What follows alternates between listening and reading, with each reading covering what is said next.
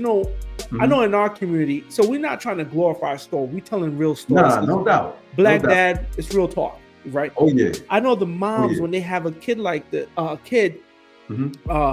and they struggle. Let me ask you a question. When you saw your friends at 14 getting killed, how was that playing with your mindset?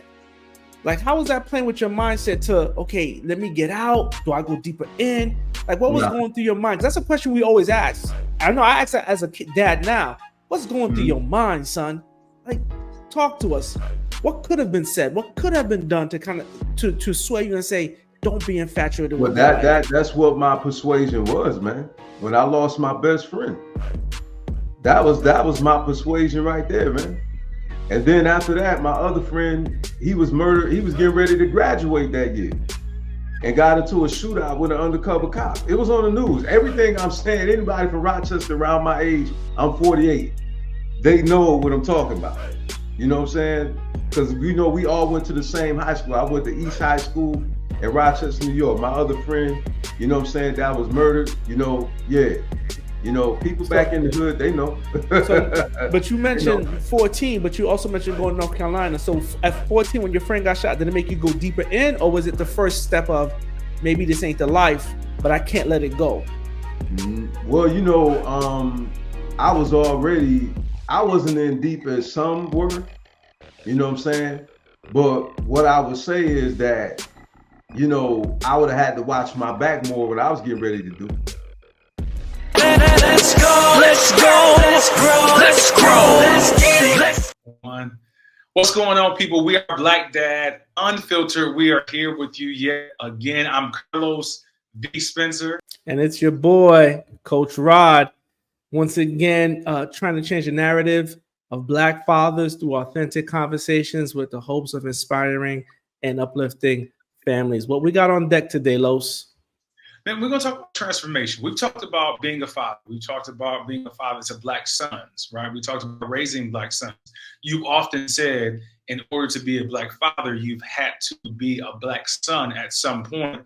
So let's deal with that transition. Let's deal with that becoming a father, moving into fatherhood, and not just on our conversation. We're going to bring in a guest as well. So thank y'all for watching in. Those of you who are watching on this platform, those who are listening in on all podcast platforms, we appreciate you listening in, and we're looking forward to this conversation that we believe we're going to be able to dive deep into and have some great information that comes out of it. So you have three for our guests, man, before we bring them on the stage.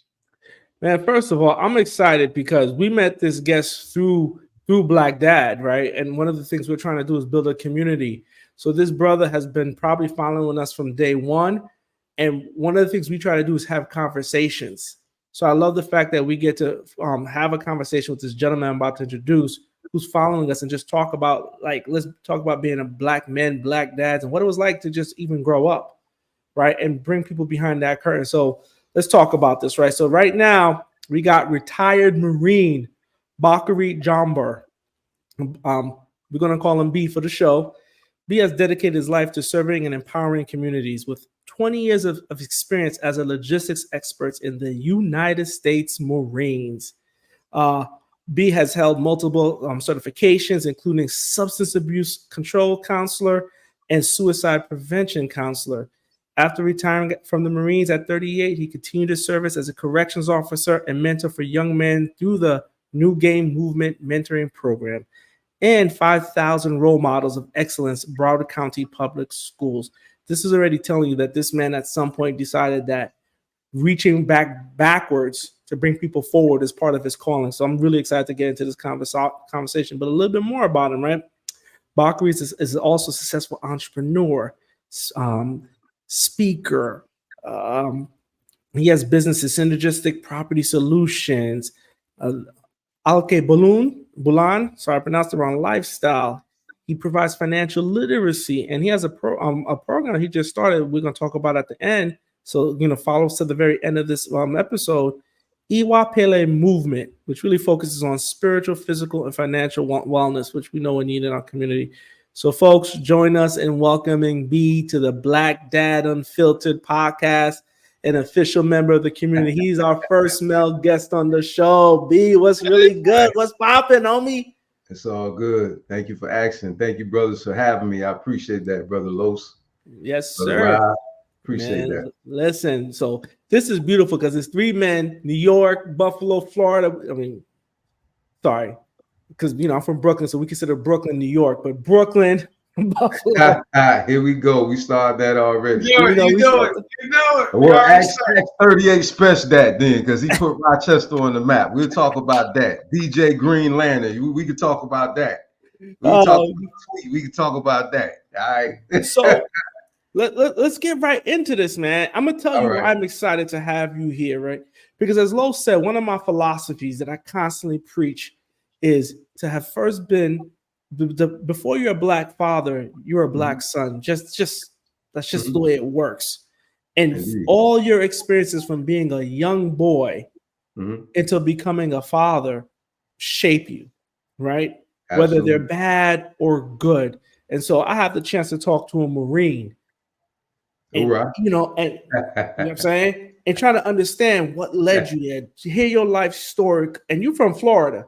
So No, I'm from Florida got Rochester, New York. you from man, listen, folks, if you don't know, they call I was Rochester born the and raised in Rock. Rochester, New York, man. The Rochester is known as the Rock. Rochester is Yeah, no Rock joke. City. You know what I'm saying? I don't step foot in Rochester. So you in the Rock. I mean, let's be real, man. Those who know, Listen, who man, know. slow down now. We need business going. But tell us a little bit about your story, man, because I want to know with all you're doing now, because it seems like part of your life's mission is to give back and empower, right? Absolutely. Yes, So indeed. how do you get here? Give us a little bit of your life story, your childhood. Don't give too much because we want to get in a little bit, but tell us a little bit about yourself, man. Besides what I just read. Okay, sure. I had to stamp it. I'm from the 585. Rock City, Rochester, New York, born and raised, and I was born and raised on the two worst sides of Rochester, New York. Anybody from Rochester know what I'm getting ready to talk about. I grew up on the west side and the east side. I grew up off of Chilite, then I grew up off of Joseph. Then I used to live off of Mount Hope in a projects that's no longer there. It's been gentrified. It was called Genesee Parkway Gateway Mm, way back in the day. I'm 48 years old, so I grew up in the midst of crime, and of course I was caught up in it. When you're young, you're growing up in the city. You have friends that's caught up in it, and of course you like brothers, and so around my way, that's how a lot of things got started in regards to gang violence, right? It was my homeboy against your homeboy, and everybody gang up, and then that's how all the fighting and what have you, the shooting and what have you had started. So I got caught up in that, man. And unfortunately, I had lost my best friend. He was murdered at the age of 14 years old. Anybody in Rochester around my area, know his name, Reggie Miller. A lot of people know him in the city and whatnot where I'm from. That was my best friend, man, and he lost his life at the age of 14. Then I had got caught up. I almost got shot up a couple times, point blank range, set up at a barber shop. Then I lost another good friend. So with that being said, man, I had my me time. And if all of us, to be honest, we start thinking, like if this was such the good life, then why is all these bad things happening? Why do I feel so bad I lost both of my friends? And I started looking around at the chaos going on in my neighborhood, and it came to my consciousness, you were part of this problem. A part of this problem is you. And it touched my family, man. It touched my family in a real way, man. Unfortunately, my mother had got hooked on it. I had aunties and uncles that got hooked on it, right? And then it hit home. It hit home even more, And when I seen this lady walk up and try to sell us her daughter clothes, man, that was just the straw that broke the camel back, man. Wow. Wow. I want to So hear you continue more. And Los, feel free to jump in. But there's a few questions. And, again, I need your permission because we're going to have to get a little raw. I yeah, let's don't know do it. if you've listened. I know you've listened. Oh But one yeah, of our things absolutely. is we don't have a filter. So Okay, for go us ahead. to do our job, Self-filter. so tell me, just give us a little example. Was your dad in the home? Like, Like, what was the male Not at all. presence in your life? What you think was influencing your desire to just keep up with this life up until when you made the decision to leave it? Listening to gangster rap, man. You know, when Wow. I grew up, it was NWA because they're the first ones on the scene. You know what I'm saying? That made being a gangster cool. You know, then the Ghetto Boys came after that, right? You know, so it was that life, man. We was infatuated because of the dope boys. You understand? Wow. So, you know, that's what I seen, man. You know, unfortunately, I didn't see teachers with the Benzes and with the Land Rovers and, you know, with the nice, you know, jewels on, you know, because we was from the street. So we wasn't thinking about no suit and no ties, man. You know what I'm saying? Wow. We wanted to be G's. We wanted to be gangster. Yo, You know, and what? so You that's know, what happened. no, Let me say yo, this here because it's go ahead, don't Los. forget your point, Rod. I'm not gonna go too far into it scripturally, but there's no way of getting around it. Especially B, since you just brought it up. You say, yo, listening to what you were listening to. This is the real thing. This happens in our communities. I believe a lot of our communities stay the same the way they are because if you look at projects or if you look at these inner city neighborhoods, they're facing in towards each other. So all you see is what you see. I remember growing up, I remember having one friend that went to school with me, he lived in my neighborhood, who actually had his father in his home. Everybody else that you saw, that's what you saw. So we hear eye gate, ear gate, mouth gate. They're gateways, right? These are gateways. A lot of people don't think about the depths of that. When Coach Rod said, yo, what could you attest this to? Like, what happened? He was like, yo, I was listening to this. With our ears, our eyes, our mouth is open. Whatever's going to come in is what's going to come in. And whatever's coming out is the thing that's coming in. Like the scripture said, lift up your head, O ye gates, right? Be lifted up, ye everlasting doors. The King of glory shall come in. When you lift up your eye gate, your mouth gate, your ear gate. And I think for young men, fathers, whoever might be listening right now, pay attention to what you're listening to. And even if you're not listening to anything that may be considered far left, if you're trying to go far right, what do you listen to? So when I hear you say that, it makes me think about my neighborhood. And it makes me think about all we saw. It makes me think about the things that we listened to that caused the influence to come out and the things that we were living in, unfortunately. Yeah. But you know what's so impressive? Because we all say, I've never heard someone. So the reason why that touched me is one of the reasons why I decided to change and I stopped listening to certain music because I realized it started making me to be someone that I wasn't raised to be. I had both my parents, but to assimilate with my community, I started adapting the mindset that I saw. So, I mean, we probably were the same way, B. At some point, young, I'm like, oh, I'll definitely fight 5 dudes at one time. I'm older now. That's like, true. why the hell would I fight 5 dudes? There's nothing cool about that. So I appreciate you because ain't nobody actually say, yo, the stuff that I'm listening to is affecting the way I want to move. Oh, yeah. Right? And I love what you said. Man, listen, man, what you said was so powerful. It wasn't that I didn't see successful Black men, right, that gave a different image. So that tells me as Black men, one, we have to strive for more than just the 9 and the 5 because the kids are looking at us. They're not going to look at the teacher. But if your dad is running his own business, there's another option for him. So again, I didn't want this to be an interview of you, but you just dropped some bombs on us. It's all right. It's all right. So talk to us about because one of the things Los and I talked about was there's a role for both moms and dads, but the dads are so important in a boy's life. Absolutely. So, but I know your mom probably tried. So tell me, she did. My mother raised me right, man. I made the wrong decisions. I'm never going to put that on my mother or the absence of my father. I'm not one of them people who use that as an scapegoat. Sure. No, unfortunately, I was devilish. I was wicked. You know what I'm saying? My heart wasn't right.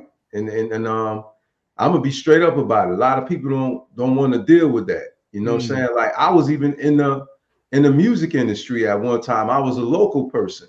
You know what I'm saying? And I was recruiting gangster rappers, brothers that was in the streets. You understand? When I was living in Jacksonville, North Carolina, you know, it was a group called 4 Year Entertainment. Matter of fact, the brother who was over it was from Rochester. You know, Rochester. Them rock boys. Yeah. Them rock boys. You know, and so, you know, we was bringing people down like Waka Flocka. We had brought him down. You know what I'm saying? And then we was getting ready to bring down Yo Gotti. You understand? but it got hot. Okay, and what I mean is I'm gonna be very specific. People start getting killed.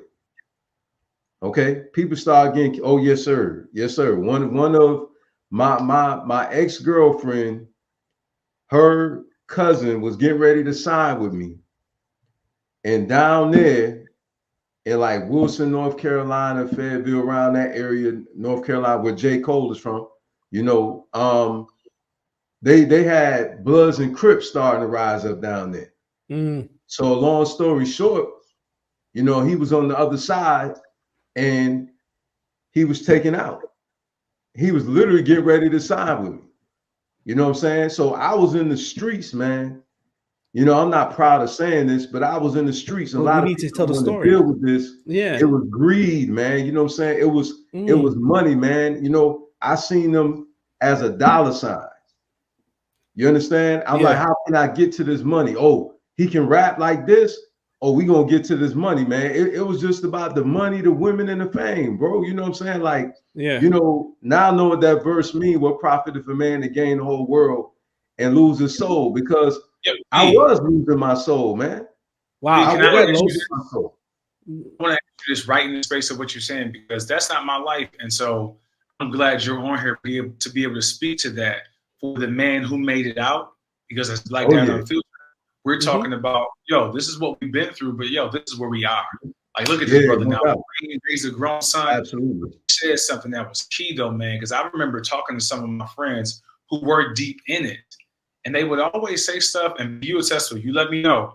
They would always say stuff like, once you get all this stuff, it still didn't fill the hole.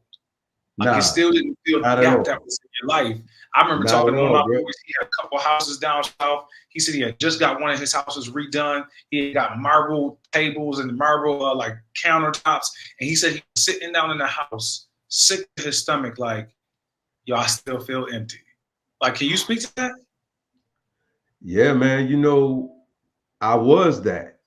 You know, I had plenty of women, man. I had plenty of. I wasn't even famous, so I can only imagine if I was famous. You know what I mean? Yeah, you know what so, I know what you mean. you know, so you know, and I wasn't living right, man. I was not living right. You know what I'm saying? As for me, I wasn't using things to fill a void, though. Let me be clear. You know what I'm saying? I was just materialistic. You know, and it's a difference. It's a difference when you try to hide behind something to fill something in. You know what I mean? Yeah. And for me, it wasn't that. I was just infatuated with the life. And a lot of people don't understand that. When some people get an adrenaline rush, like from playing football and lifting weights, well, a lot of hustlers get adrenaline from getting money. You know what I'm saying? They get adrenaline from living that so-called good life. You understand? You know, they have pride from what they have. You know what I'm saying? Oh, I got the women. Oh, I got the money. Oh, I got the jewels. I got the clothes. I got the cars. It was a validator. Like, that's it, bro. That's it. You know what I mean? It was, you know what I'm saying? For me, honestly, you know, I was just going after what I wanted. I'm a little different. Like some people, they hide behind it. You know, that wasn't my story, man. It was just, I was just infatuated with that life, man. Like I was wicked, man. I just it looked good. The life looked good. Like I loved being a hustler. You know what I'm saying? Like I loved being a G. You understand? So it was wickedness in my heart, man. Let me ask you this. I'm not going to play any games with that, man. You know what I'm saying? Because you know I know spiritual warfare is real. You know I'm unapologetically spiritual. You know, and I went through deliverance, man. I went through deliverance, bro. You know, I really had to face those demons. Let me hop in because I know we're going to go through more phases of your life so that people can hear all of our stories. Okay. The question that comes into my mind, and I think the moms will probably want to hear this because, you know, I know in our community, so we're not trying to glorify a story. We're telling real stories. Nah, no doubt. Black Dad, it's real talk, right? Oh, yeah. I know the moms, when they have a kid like the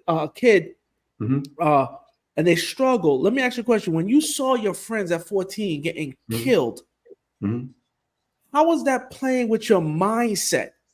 Like, how was that playing with your mindset to, okay, let me get out? Do I go deeper in? Like, what was Nah. going through your mind? 'Cause that's a question we always ask. I know I ask that as a dad now. What's going through your mind, son? Like, talk to us. What could have been said? What could have been done to kind of to sway you and say, don't be infatuated Well, with that? that's what my persuasion was, man. When I lost my best friend, that was my persuasion right there, man. And then after that, my other friend, he was murdered. He was getting ready to graduate that year and got into a shootout with an undercover cop. It was on the news. Everything I'm saying, anybody from Rochester around my age, I'm 48, they know what I'm talking about. You know what I'm saying? Because we all went to the same high school. I went to East High School in Rochester, New York. My other friend, you know what I'm saying, that was murdered. People back in the hood, they know. But you mentioned 14, but you also mentioned going to North Carolina. So at 14, when your friend got shot, did it make you go deeper in, or was it the first step of maybe this ain't the life, but I can't let it go? Well, I wasn't in deep as some were, you know what I'm saying? But what I would say is that, I would have had to watch my back more what I was getting ready to do. You know what I'm saying? Yeah. Because I was getting ready to put in that work. Yeah. And I was told by, a certain person, well-respected person, no names mentioned, because we know how that go. We all got that background, so we know how that go. Facts. You know what I'm saying? So no name disclosed. I got the word from this highly respected, person. And they was like, hey, man, I know what you're getting ready to do. Don't do it. Don't do that, man. You know what I'm saying? And so at that point, B, yeah, because I want to draw on something, not even mention a name. At that point, a male influence or an outside influence other than yourself still was able to influence you and kind of guide you. That's a fact. And man, he respected. A man he somebody respected. Respected. Oh, and big somebody time. Highly, we missed. highly, We man. missed. That man saved my life. He literally missed somebody the power that we have. Like wherever we are. Wow. So somebody spoke into your life. Yeah. I'm talking about literally put out the word. Like if I get touched and he find out, put it like this, he had that much respect to where when they found out who I was, it was good and bad. It was good and bad. The good, I'm protected. But then the bad, get to me to get to him. Yeah, I get what you're saying. But what that tells me though, what that tells me though is it doesn't, no matter how deep it is, there still is space for somebody to get to somebody. Right? Oh, that's a fact, bro. Yeah. And what I mean by that though, because we got two people listening, I'm not even talking about getting touched in the street term. I'm talking about affecting the heart. Oh, okay. In a man. That's my story. I was, because as soon as you said it, he said, absolutely, baby. From the top. You know what I'm saying? Every black dude got it. It was like, yo, hold on, B. We talking. Yo. B, like talk your stuff. I'm glad you brought me back. Yeah, you brought me back, bro. Okay, I'm with you. I think like Coach Ryan, and you keep finishing this up. You saying that there was somebody who still had an influence on you to say, bro, don't do this. Ain't nobody lost. Exactly.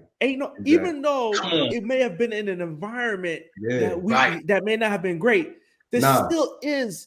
And what I'm saying is, even as men, we still have a responsibility, no matter where we are in our life, to still try and impact somebody else's life. And no matter how bad, like the way B paints it, right? It ain't nobody lost. I read his resume, and we're gonna get to the Navy soon. I read his resume. Marine Corps. There's no black kid that can't be saved as long as somebody's willing to reach out a hand and go get this kid. They may not always listen, right? But B's keeping it so raw. And I read everything you see. You can go look him up. The man's life is about helping other people. He said, I went from chasing money, right? Because I was infatuated with that style. I like being a G, to now my life is about making sure that I keep kids out of prison, that I stop people from being addicted to substance abuse. I stop people from committing suicide. So you know what? Let's move now down this timeline Okay. Let's talk about what led you to the military. Los, can I do that? Yeah, while you're doing that, just and please go right into that space. B, were you in Rochester still when you were going into the military? I was still in Rochester, and I met the recruiter shortly after that had happened. See, that was my sign. That was my sign right there, man, because my family couldn't afford to send me to college like that, and at the time, my grades definitely wasn't going to send me on an academic scholarship. You understand? That wasn't happening. You know what I mean? And I definitely wasn't playing sports like that. So, I said I have to do something, man. I had a spiritual moment. I had a spiritual moment. I don't want to bypass that because that's very important. Because when I was walking through the hallway in school, man, my family members that was hooked and I never forget this. People was going into class, everybody was getting ready to go in there, and I was walking down the hall by myself. This is not a dream, this is not a vision. This happened in real life. You know what I'm saying? And that's where the vision came in at. Literally, it was like a joke. It may sound crazy, but it's true. I was walking, it was like a joke. And next thing I know, people in my family started flashing in front of me that was hooked on drugs. People in the neighborhood hooked on drugs. And then that lady that tried to sell me her daughter clothes, you know what I'm saying? And my heart got so convicted, man. So convicted. To the point where I was like, man, I can't do this no more, man. Dude, Los can talk to this because Los is still in the church preaching. And Black Dad, we try not to force our beliefs or our faith on anyone. But this is a show where I'm gonna just be flat out. If you raising young black men, you can't raise them without God. You cannot raise them without religion. I don't care what you tell me. You can turn the show off right now and say this ain't for you. But as my good friend, my brother says, if I hit you, I wasn't trying to miss you. You feel what I'm saying? Because same thing, that's my story too. Like, it's hard because sometimes it's an act of God alone that can reform, clean, wash brand new, make that person look unrecognizable. So if I'm on my soapbox preaching to you, then say amen, because I mean to. My fault, Los. They done got me. Los, go. They done got coach where I started. You don't I'll say need this to while you're in that apologize, same man, vein. because my eyes tearing up over that, bro. Yeah, bro. Somebody watching right now. Somebody listening right now. I want them to understand from your life, B, that you saw this sign and you chose to go down that path. So I want to speak to the young man. I want to speak to the father. Wow. I want to speak to the person listening to this who needs to send this to somebody. If God got your attention, please choose the right path. Because B, you didn't have to make that choice, right? You saw these flashes. You still could have made the choice to go another way. You made the choice to go with what you saw. In this moment, I want to make sure that somebody watching, somebody's listening, who either got a sign or you're going to get a sign. I'm encouraging you to do what B did and follow the sign. Because if you've been listening, you heard this is beautiful. You heard B's backstory. Now you're about to hear what happened and what we read about in the bio because he made a decision to go down the path when he got the sign. Do you see that? Yeah, we're about to hear. So we hear all this story. We hear all this stuff. We hear all these things. And now, B, you just said, yo, it was a sign. It was a joke. I can't get around it. It was a spiritual awakening. It was a spiritual encounter. I saw this. Now the man, now the roadmap, now the purpose, now the change that we about to walk into is because you made the right choice. And everybody don't make the right choice. I implore you, please make the right choice like B did to go with the direction of the sign that's taking you down there. Yeah, walk us through the Marines, bro. I co-sign that, man. It's emotional, man, because I'm not proud of what I did, man. Part of those tears, it's a pain. You know what I'm saying? A part of my tears, man, you know, I still cry about my best friend to this day. I'm 48 years old, man. It hurt, bro. Mm. You know what I'm saying? I'm not afraid to cry, man. I don't, you know, my masculinity, I don't question it. Anybody know me know what I could do with my hands. So I'm not even worried about that. I'm not worried about that at all. He's a warrior in Christ. You know what I'm saying? He said, listen, You know, I know Jesus, love but I can throw these hands. Yo, Hey. listen. He said, try Jesus. Don't try me. Yo, I listen. remember that song, man. Yo, but B, tell us about the Marines, right? Tell us, Yeah. Marines is part of your story. It may not be the biggest part, but it is 20 years of your life. So, Yeah. you know, again, someone might be jumping in right now. We got a brother, like many of us, that grew up in his environment and was influenced by his environment, right? And again, no different than you. My boy, my cousin, close cousin, shot by his best friend in his house. There was a year where 3 members of my family got murdered, just easy. Wow. And I don't even live a life like that. Wow. Now, you know what I mean? I didn't live it, but family members did. You know what I'm saying? Yeah. And then now we're going through this point where you've experienced trauma. Ain't no doubt about this. In your life, you've experienced a lot of trauma, and we've talked about trauma before. Indeed. So what did the Marines do for you or didn't do for you? Like, you went there, you saw a sign, you decided to change. It gave me an opportunity, you know, to live a better life financially in a moral and legal way. I have to say that because gangster rap is legal, but it's not moral. You know what I'm saying? So, you know, in a moral and legal way. Why was that important? In legal way. Yeah, man, definitely. So that's what it did, man. It afforded me that opportunity, you know, to live a better life, man, and to be able to help my family as well, you know, economically and whatnot, man. So it took me out of that situation I was in and afforded me the opportunity to have a better life, you know. But my lifestyle, I have to contribute that to my elders that raised me right. It wasn't the Marine Corps. Let's be clear. It was my mother, Dale Bradley, my grandmother, Esther Allen, my auntie, Queen Esther, my uncle Ronnie, you know, back in Rochester, New York. You know, they're the ones. And my elders in the ministry back in Pentecostal Miracle Deliverance Center Church. I got to shout them out in Rochester, New York, because they did a very good job at molding me into the man I am today. Let's pause right there, because don't forget your train of thought. And Los, you can give me the scripture, right? And quote me if I'm saying right. Train up a child. Absolutely. Right? And you just got to trust God. So what I'm saying is, you were still in the church when you were doing this.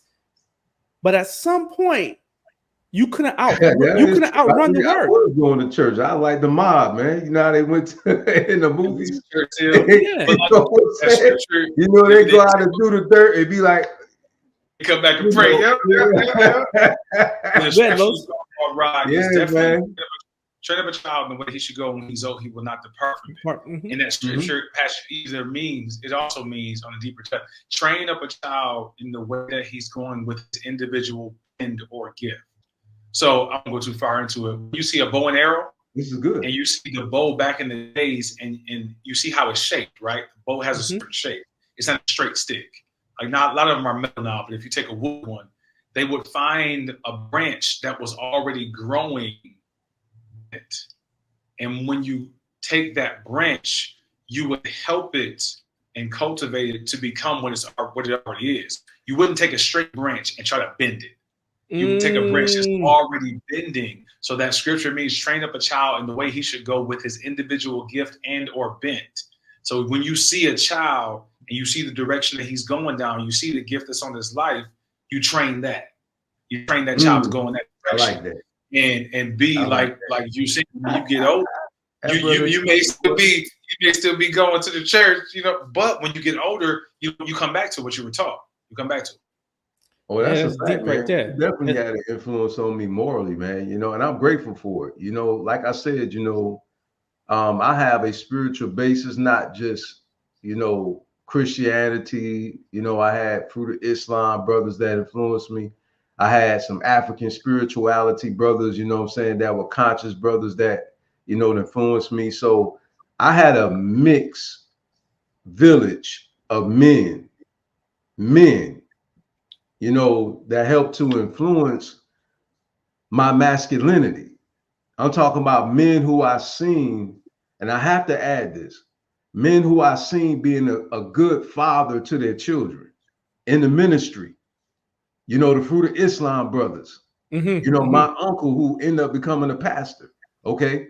You know, I'm talking about I seen men raising up their children the right way. Okay, far as what I know, you know, because of course we don't know what happened at home. Sure. But you know what I'm saying, from what I could see in a public eye, okay, these men were definitely setting a good example. And a matter of fact, they had a men's program. They had disciples of Christ, and then they had junior disciples of Christ. And I was a part of the JDOC. And these older brothers would spend time with us, man. Bro, I got to be, it was the best time I ever had in my life. It was, I'm not gonna lie to you, it was. Like without all the arguing and fussing and fighting and, you know, the ego tripping and everything like that, man. It was all love, man. We watched the football games. We watched the baseball games. We, you know what I'm saying? We talked. We was able to get things off of our chest, man, and be transparent. And nobody wasn't calling you a sucker. Nobody wasn't calling you a punk. You know what I'm saying? Nobody wasn't calling you weak. You know what I'm saying? They legitimately, and I'm talking about even your peers, man. These young brothers were saved, like for real, for real. You understand? So, B. Yes, sir. You could see you lighting up talking about it. What made it such a good time? Was it the love? The love, bro. The love. Yeah. The love, man. You know what I'm saying? Well, everything be done in word and deed, let it be done out of love. You know what I'm saying? It was that love, man. I hear you, B. I see what you're doing. You still got a little rapper in you. Yeah, it's the truth, man. It's the lack thereof, you know, that's causing the problems. You know what I'm saying? And I know that's what's missing in us, because we're taught that love is weak. And it actually was my strength. It actually gave me strength. You know, the love that was shown to me strengthened me as a man and made me a good father to my son. And can I say, because I believe you're saying, correct me if I'm wrong, it was the love from men. Oh, absolutely. Without a doubt. Without a doubt. I mean, it was both, you know, male and female, but, you know, my grandfather loved me. He was one of the best men that I ever knew. You understand what I'm saying? My grandfather was married to my grandmother until the day that he left her. All of my father's siblings had the same father and mother. Okay. My grandfather by marriage, not biologically, the one who was married to my grandmother, she still got his last name to this day. She haven't even remarried to this day. That's how this is how powerful this man was. Okay, he was a former Marine too. You know what I'm saying? and he influenced, might I add. I say, woo-ha. Is that, am I right? Am I right? Woo-ha. You gotta put the I can't do it, bro. I got too much respect. I ain't gonna try it. You know, man, he did, man. In all honesty, he was the one who taught me chivalry. He was, my grandfather literally told me, he said, I'm gonna teach you how to treat a woman. And he was so serious, he wasn't joking. He said, don't you ever, he said, promise me that you won't ever use what I teach you to abuse them. And he was so serious. He said, I'm gonna teach you how to treat a woman. And my grandfather set this example by how he treated my grandmother. He said, I'm gonna pull out the door for her. Now you do it. And I'm gonna pull out the chair for her. And this is a true story. Now you do it. This is exactly what my grandfather did. He said, okay, I'm gonna show you how to cut these hedges. Okay, now you do it. So he always demonstrated, and then I followed. He said, okay, this is how you talk to a woman. You know, so when I went to school, I executed. He said, I said, all right. I got you. I got it here. No, but I got it here.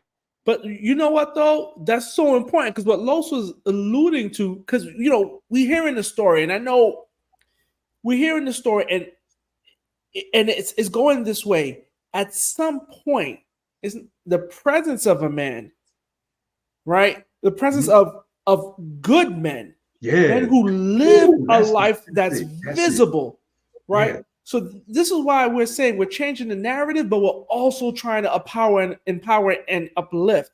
That as men, we have an accountability, to live a true life, a life full of love and integrity, which is why we're trying to, you know, stay on some moral ground, because it's going to impact the person that's not in your house, the person that's looking at you. You just said, I'm watching you.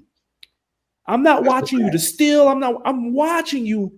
And by watching you, my life has changed. I'll tell people the story. Me and Los have known each other since I think 1997. Wow. And I tell people, and if you knew me in college, Los can tell you stories about me in college. I was a little hot one. You know what I mean? You know what I mean? They called me Hot Rod. People, if y'all want to know, no, I'll do a separate video for you guys. But we don't need to go that far. But I was searching for something. Yeah, I'm very clear about that. I'm trying to figure this out because you from the Rock, I'm from New York City. So when I go to when I go to Buff, it's a whole different culture. I'm getting into fights. No doubt. And I'm looking at this one. Buffalo, no joke too. You know what I'm saying? I'm looking at this one dude. That's where tell people the from. You know what I'm saying? I tell people, anybody who played football with us would tell you, Los was the only person that was one of us, but was separated not by his own actions, but by the way he conducted himself. Los rocked with all of us, but all of us respected the way he lived his life because he didn't live his life like we did. And I sat there, a guy that had the grades, a guy that, I mean, I ain't cocky, but you know, let's not lie. I wasn't starving for attention. You know what I'm saying? In the kindest and most humblest way. You know what I mean? But I do claim the gifts that God has given me. I smooth by Playboy. I'm just saying. I'm just saying. You know what I mean? But I said, yo, there's something about this guy. I said, I want to know him. And then I'm trying to figure out how is he living this life? Because his morals, his ethics. We're talking about 19 years old, never compromised the once in front of us. He became our captain because of this. And I said, I want to hang out with him. And all of a sudden, I'm going to his family's church.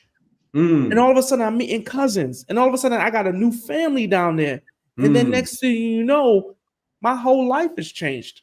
And then when I started having children, it was conversations with Los. I remember I had a conversation with Los, and Los was like, yo, for Valentine's Day, I'm going to go to my daughter's schools and bring them flowers. We used to talk about don't let our daughters get jewelry from someone else before they get it from us. And I said, oh, shoot. I like changed my whole life. And my story ain't a complicated one, but I will say people are watching. Yeah, and just by the way you live your life, you can bring some light into them, right? And we have a responsibility to teach. As dads, we got to teach. Los, you know, again, I know I see you trying to get in here, Los. Go ahead, go. Tag you in. For one, I'll say thank you. You know what I'm saying? I don't ever take a compliment like that lightly, especially coming from brothers. You know what I'm saying? I think it's a thing those watching and those listening in need to hear. I'm always appreciative. I always look back and, man, by the grace of God, I appreciate that. And be something similar that you said, and Rod knows this. My grandfather was very instrumental in that. And my father was around when my father died when I turned 19. So my father died while I was going to college. My grandfather was always a solid dude. His tombstone says he walked with kings and kept a common touch. Like that's the type of man that he was. All right, that's powerful. You know what I'm saying? Say that again, Los. He walked with kings, but kept a common touch. Kept a common touch. That's deep. I like that. That's how he lived his life, man. He went all these places. Writing that down? I got no choice. Yo, if you listen, I always do this. Yo, I was thinking the same thing. I'm like, I got to use that. And we watched him. It was 9 grandchildren and 9 grandsons. And so we would get a chance to travel around. He's a pastor and preacher, and he pastored a church that Coach Rod, he came to Jordan Grove. Give a shout out to my family church. My brother pastors there now. And he pastored church with a lot of people, but he would go to these other places and they would treat him like a king, man. But it was because of the way that he moved. You talk about your grandfather, B. My grandfather, he bought limousines. So everybody knew my grandfather bought the guy who drove limousines and let his grandchildren drive it. But you know why he bought limousines? I don't know if Rod ever told you this. He bought limousines so that his wife had more space in the car for her hats when we traveled. Like, that's a true story. That's a true story. Anyone in the van, bro. Listen, I don't know. He decided to go with the limousine. Like so I say this to say, B, to circle back to what you said and what Coach Rod said, we need to see an example. Yeah. And sometimes our young men don't see an example. So I think it's important for us to be an example of scripture. You and I have talked about before, Coach Rod. There's a scripture that says, follow the instructions of a father, right? And I love that one because it doesn't say your father. There's some other scripture that talks about your father, but it says follow the instructions of a father, which means you can find a father. And since he's a father, he has good instruction. B, I love how you said, because we don't hear that. We unfiltered here. My man, Coach Rod, said, we don't own a filter. We don't know how to spell it.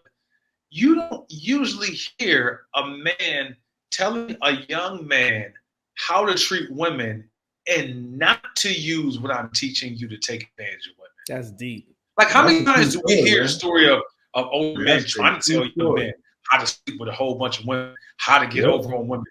This man said, I'm going to teach you how to do this, but don't you use this to hurt women. My grandfather was a deacon, man.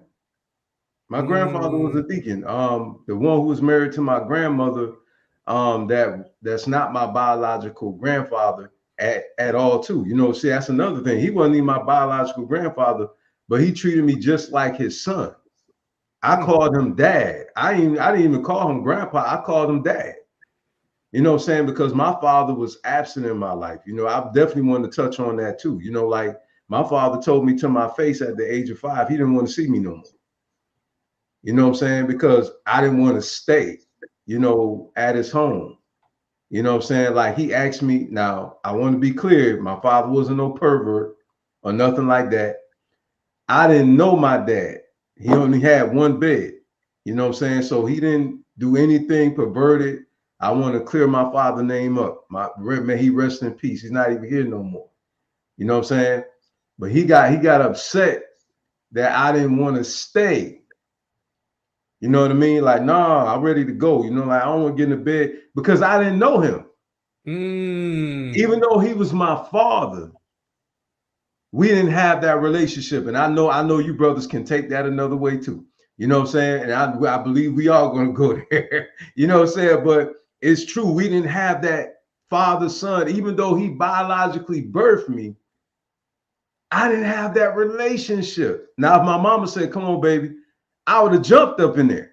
No problem.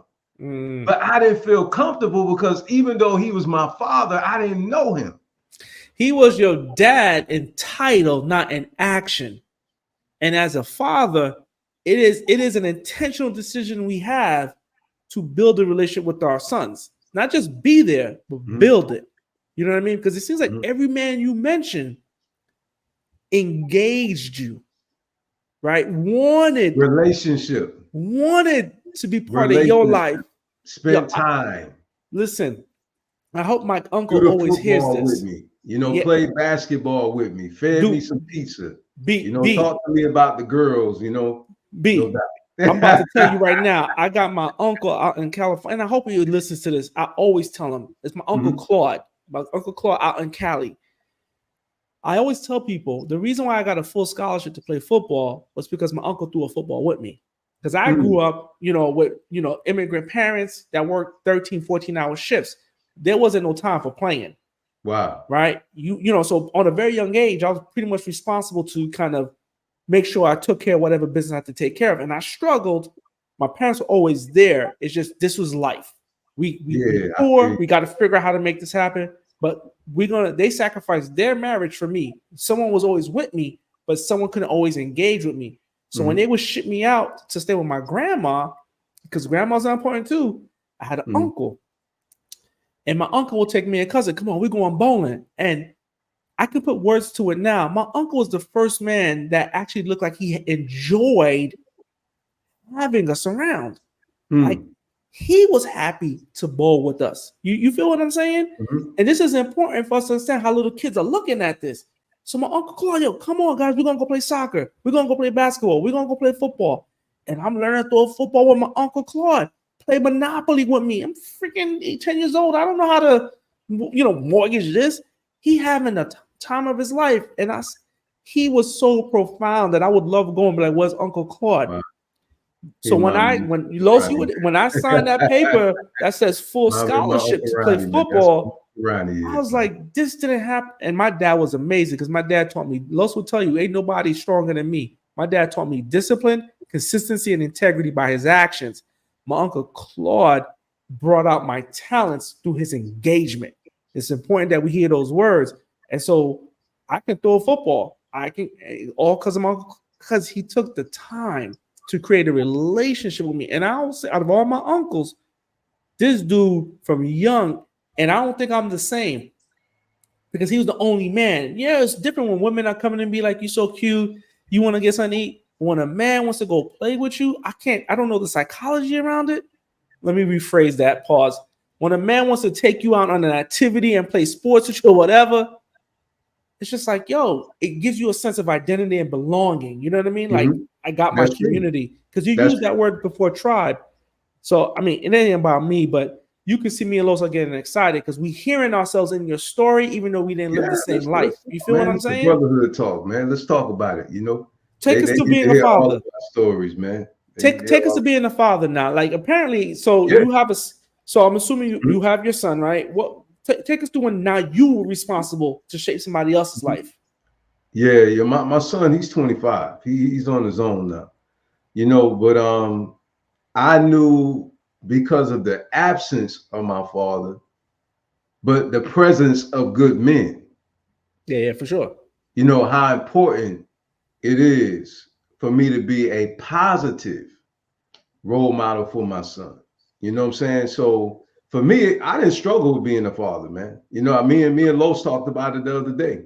You know what I'm saying? And I didn't struggle because I'm a very logical person, man. Like, I can't help that. Like, a lot of things I don't struggle with. A lot of stuff come easy for me, man. I just been blessed to live that type of life, man. And so I just knew, okay, I need to make sure that he eats. I need to make sure he's taken care of.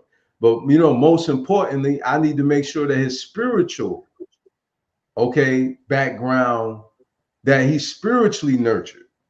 Not only does he need physical nutrition, he needs spiritual nutrition. You know what I'm saying? So at that time, I was in the church, a young preacher.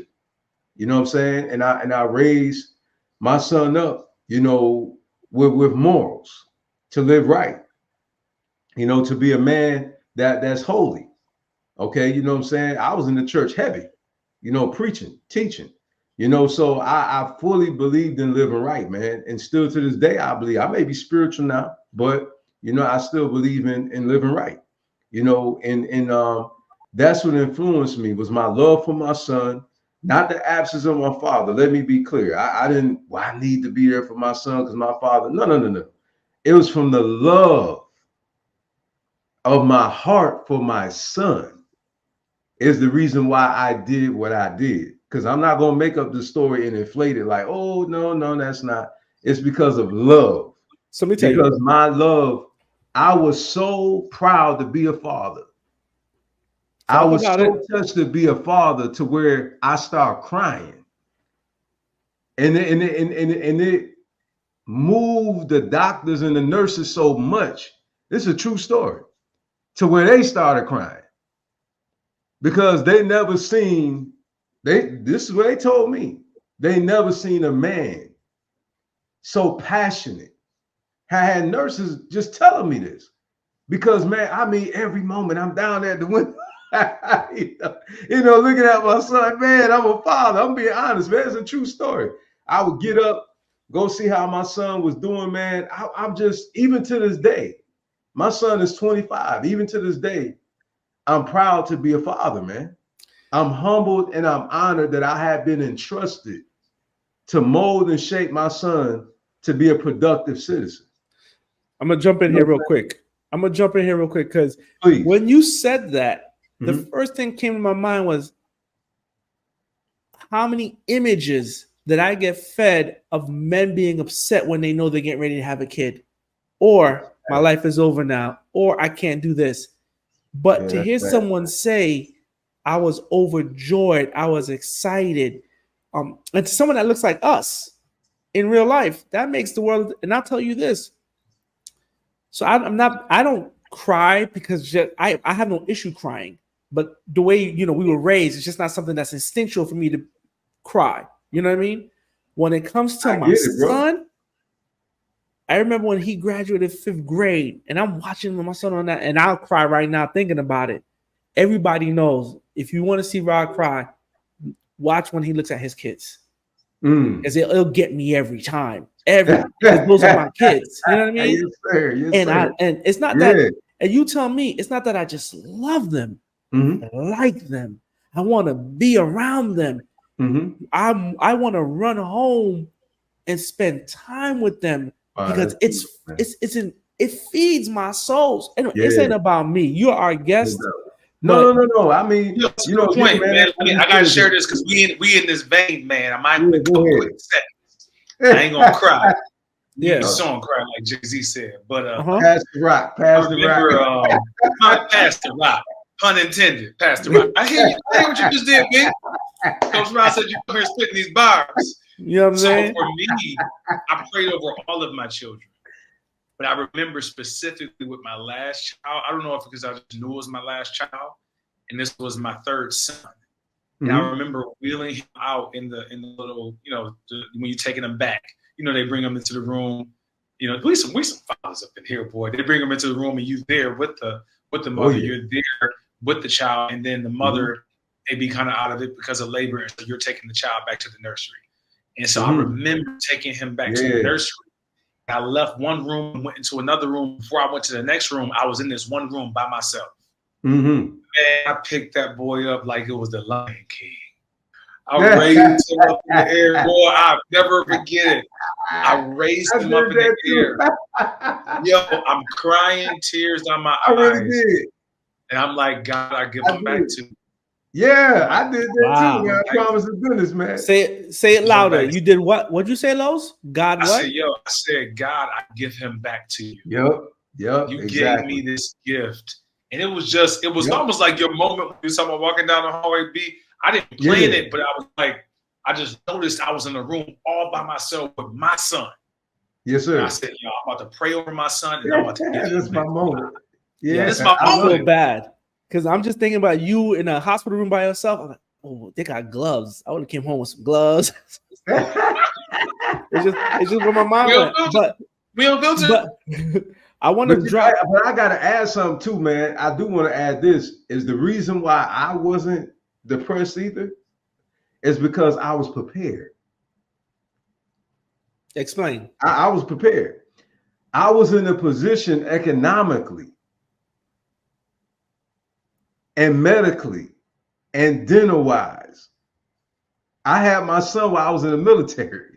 You had the foundation. You had, So I had already had a career, man. I was married when I had my son. I was married to my son's mother. You understand? So I had everything in place, spiritually, physically, and financially. You know what I'm saying? We don't talk about that enough. I had no worries. I had no concerns. And then not only that, at that time, unfortunately, she and I are not together anymore. You know what I'm saying? But at that time, I felt like I was with the right woman. Do you understand what I'm saying? Mm-hmm. So to me, everything seemed like it was in place. So I had no reason for me to have any regret because I already knew a position that I was in when I had my son. Let me be clear too. I got to add this. We intentionally had my son. Okay? We planned to have my son. Wow. This is no lie. I never heard somebody say that in real life. Bro, we intentionally planned to have my son. And by the way, my son is a miracle child. See, we gotta talk the talk. I don't care what nobody think. My son is a miracle child. His mother had numerous miscarriages before my son was born. My son literally is a miracle child. I seen my son in a dream. His mother wasn't even far enough along in pregnancy for me to know his sex. I literally seen his sexual organ in a dream. It was like an x-ray on my son's mother's stomach, okay? And literally, it was like I seen all of everything on the inside. And literally showed me my son's sexual organ. I was going to have a son. And I told his mother, and his mother's like, how do you know that? I'm not even that far along. We haven't even did the ultrasound. I said, the Most High told me. So it's a true story. No. You know why? You know why me and Los don't look shocked? Because we believe. You know what I mean? We believe anything is possible. But I want to stay here because I know we're getting at the clock. You repeated this one word several times. What's the that? Word love. Oh, no doubt. Repeating it. Yes, sir. And me and Los always are trying to make this inclusive, right? Because me and Los are, devout Christians, but we live authentic lives. But I gotta say this, right? You go back to the story, and I don't know if it's in John. It might be John or Matthew. And they're trying to trick Jesus, right? And they say, which is the greatest commandment? Right? Because there's 613 commandments in the Bible, right? Long story short, God says these two. Love that God above all else and love your neighbor as yourself. And I say all commandments are fulfilled through these two.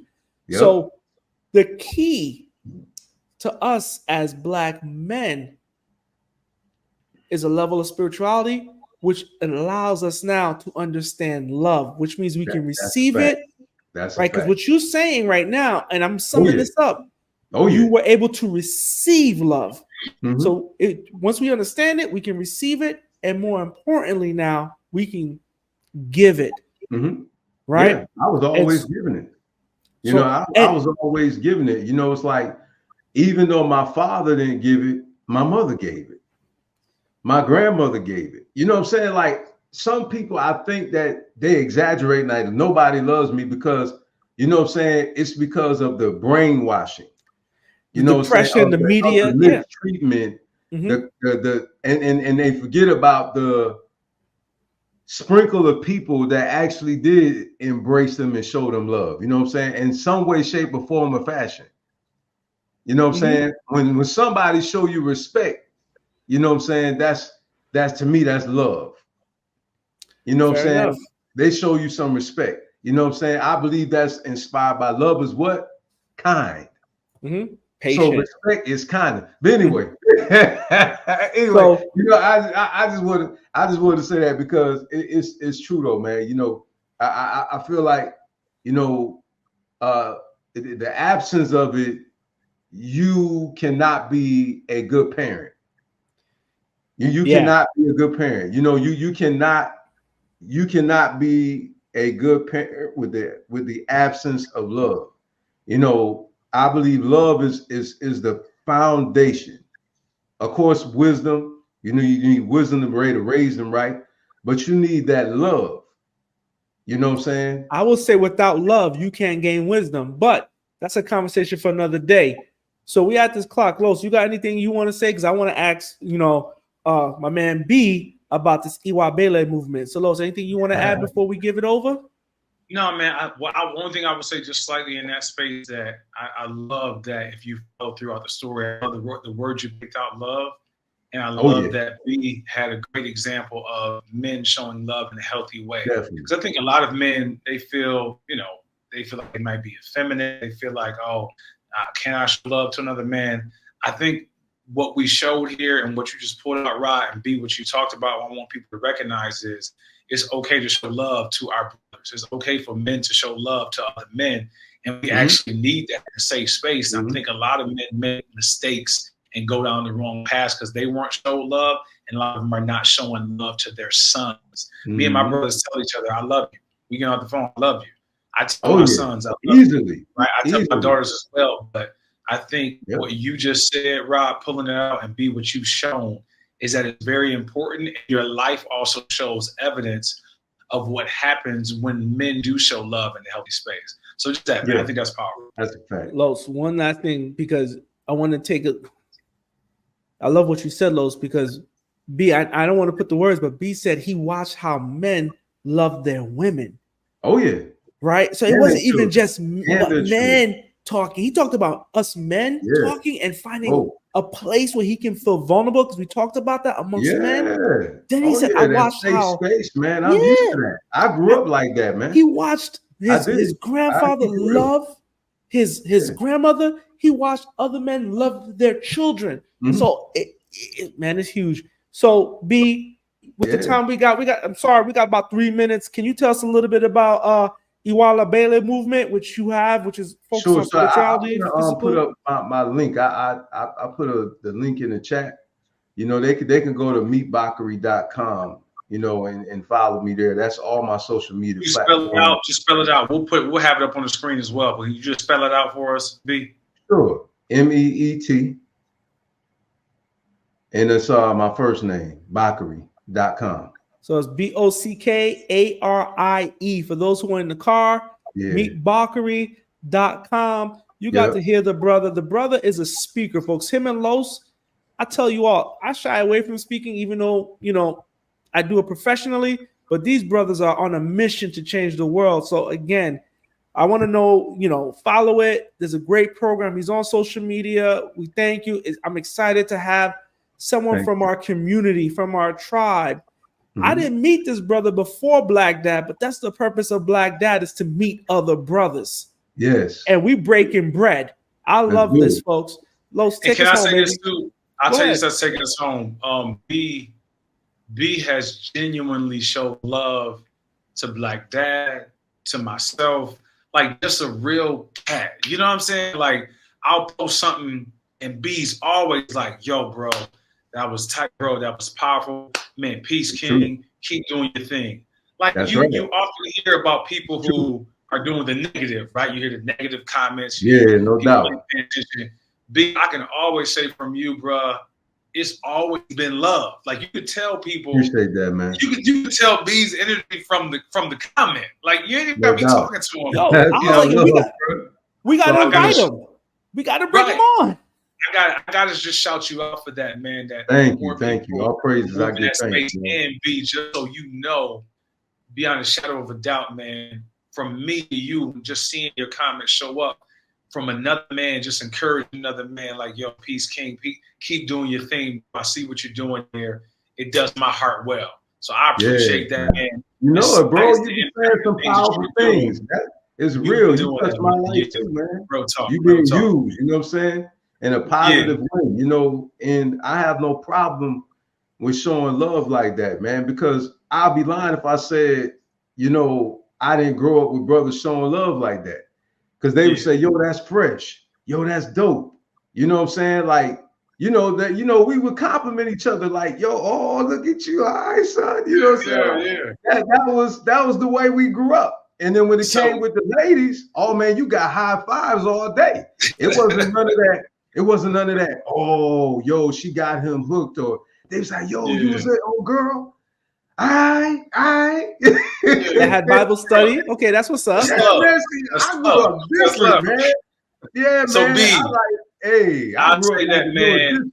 Just to say, the saying comes to my mind. They say a candle never loses anything by lighting another candle. So, bro, you've been that doing that, like. Coach Ryan. You with me, Coach Ryan. Come on, bro. Bro, you've been doing that. Meet, MEET, Bockarie, BOCKARIE, for those who are listening. Yes, and it's in the private chat, too, if you guys want to put it up on the screen. We'll have it up on there as well. So, Black Dad Unfiltered, thank y'all for joining us again. We're here on YouTube. We're here on other platforms. Any social media, you can find us at Black Dad Unfiltered. Any and all listening platforms for podcasts, for listening in, You can find us on any one of those platforms. Thank you for your comments, for your likes, for your shares. Thank you for the information. If you heard something that was good to you and that you think can be good to somebody else, please share that with somebody else as well. So we had our brother B here with us today. I'm Carlos V. Spencer. It's your boy, Coach Rod. Let's go. Let's grow. Let's go get it. Y'all be Let's blessed. get it.